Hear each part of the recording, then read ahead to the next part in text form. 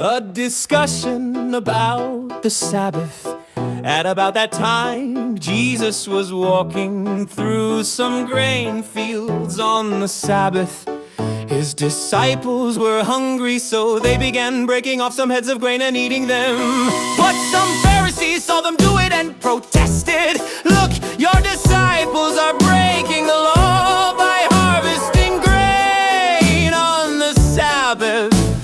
Jesus said to them, "Haven't you read in the scriptures what David did when he and his companions were hungry? He went into the house of God, and he and his companions broke the law by eating the sacred loaves of bread that only the priests are allowed to eat.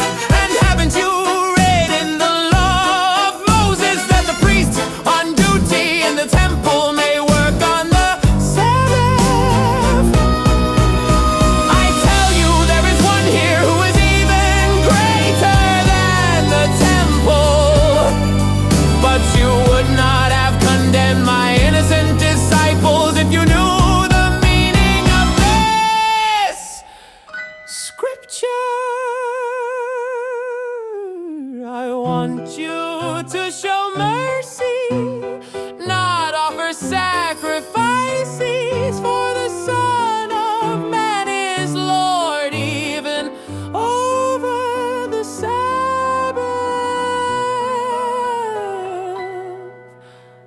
Jesus heals on the Sabbath.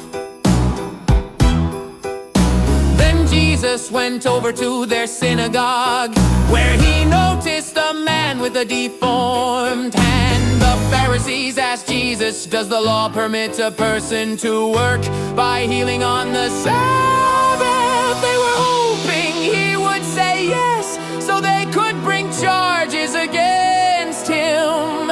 And he answered, "If you had a sheep that fell into a well on the Sabbath, wouldn't you work to pull it out? Of course you would. And how much more valuable is a person than a sheep?